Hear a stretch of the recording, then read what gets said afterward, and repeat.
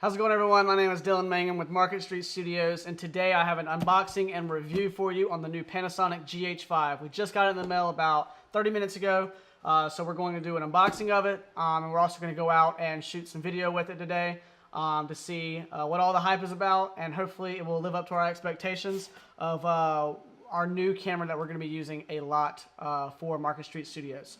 So the first package here, I think, is just a battery. So we're going to go ahead and open that up with the trusty knife and make sure that that's what it is.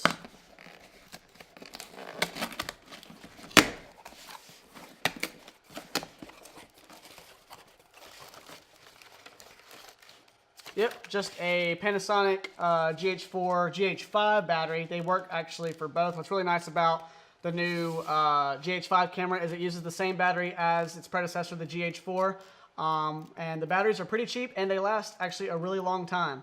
So I'm really excited about that because I've had a GH4 in the past and I can use some batteries that I have from that. So now we will get to the real unboxing of the new camera, and we'll go ahead and open it up. I want to go ahead and thank B&H Photo for processing this pretty early on. The pre-order process was pretty lengthy. Actually, a lot of people pre-ordered it, and Panasonic actually came out and said that they might not be able to fill all the pre-orders in time on the release date, but luckily we got ours shipped out right on the release date of March 30th. So it's actually really nice that they were able to do that. Go ahead and open this up.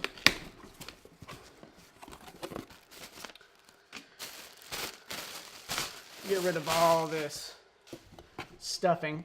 So the first thing we got is, go ahead and slide this over actually. First thing we got is the 7 to 14 millimeter wide angle lens f4. It's a spherical lens, which is really nice. So there's not a lot of distortion in the lens. There might be a little bit, but really good lens that we want to have a native lens mount on this camera because the autofocus apparently works very, very well in the new GH5. So we mainly will probably use this lens when we put it on our FreeFly Systems Movium 5. So it'll be a great lens to be able to use to get those really wide angle establishing shots when shooting with the Movi or any kind of gimbal. Next thing we got is a SanDisk Extreme Pro SDXC. What's really cool also about the new GH5, it has dual SD card slots. It can do relay recording, so that's really nice. We can do photos on one card, video on one card. It gives a lot of different options, especially when you're getting up to the high frame rate as well as the 4K 60 frame option as well. I also ordered the Vlog update for this camera. I had Vlog on my GH4. This new key code will allow us to unlock the Vlog function inside the camera. One thing that I do have to kind of complain about is that we bought the GH4 activation code maybe 6 months ago. It was about $99, and I had to buy another one because that key code would not transfer over to the GH5. So that's the one thing I kind of sometimes complain about, is that we can't use that key activation code for the new camera, but to get Vlog, it's kind of nice to have it on this new camera. So what we've all been waiting for now is finally here, the Panasonic Lumix GH5. The body is actually a little bit bigger than its predecessor, the GH4. It can shoot up to 4K at 60 frames a second. And with a near update for this camera, it'll allow us to shoot 4K at 422 10-bit. Right now, it only can shoot 4K at 420 8-bit at 60 frames a second. So an update in the near future will allow us to really shoot that high quality 4K in 60 frames. So we will go ahead and unbox the new Panasonic GH5.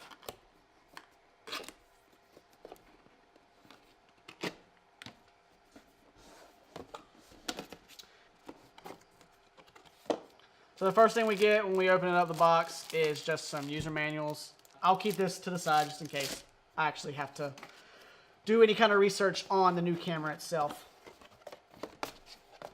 So we get a GH5 camera strap. Always need the camera straps. Go ahead and open up this other stuff. There is a USB Type-C cable in here.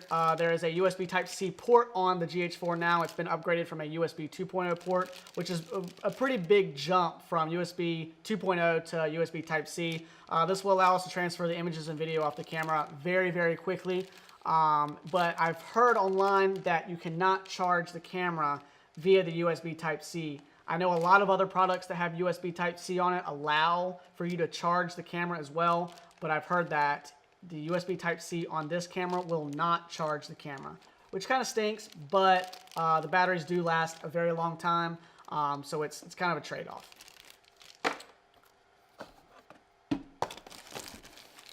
We also get a standard charger with a AC adapter. Just plug it right into the wall. You can charge your batteries. I have a few of these, so that'll be really nice and handy, especially when we're on shoots, to be able to charge multiple batteries at one time. It's the exact same charger that was used on the GH4, so there's no difference in that stuff at all. What's really cool is the GH5 comes with a port lock to be able to lock the HDMI and the USB Type-C connections to the camera itself. With the GH4, it had a micro HDMI port on it instead of a full-size HDMI port like the GH5 does now. And mine actually broke on my GH4. The HDMI cable got snagged and the metal inside got bent, making my HDMI port useless on my camera. So it's really nice that they now include a port locker with this camera to be able to lock the cables to your camera, and they won't be able to get pulled out if someone trips on them, or you yank the camera and the cables come with it. So that's really, really nice that they included that. We'll go ahead and move this box out of the way. And here we have the Panasonic GH5 in its case. So I'm going to go ahead and pull it out right now. There it is. Very, very nice. A lot bigger than the GH4.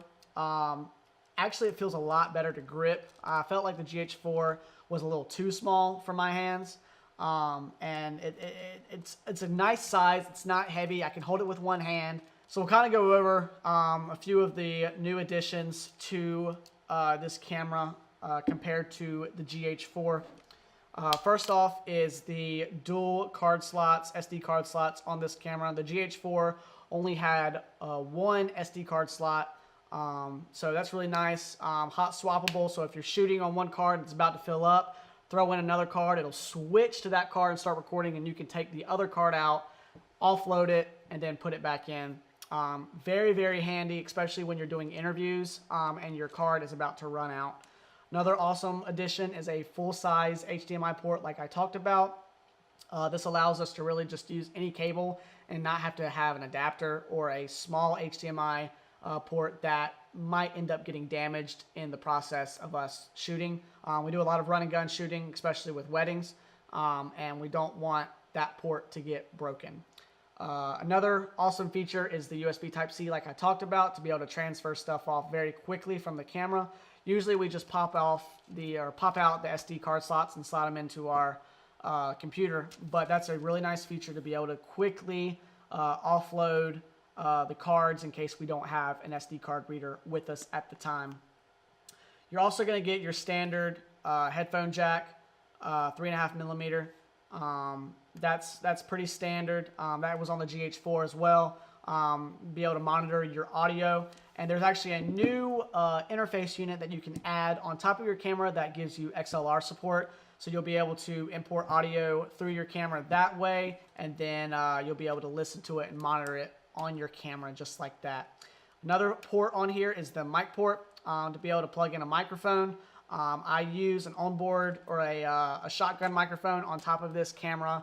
The audio quality on the onboard mic is not that great, but it'll do in case you're needing to do some scratch audio or stuff like that. There was no joystick on the GH4, which that's really nice that they've included a joystick to be able to really go through the menus a lot quicker instead of using the dials, which sometimes can make your fingers kind of hurt when you're having to really scroll through all the time. So this joystick is really nice to be able to have.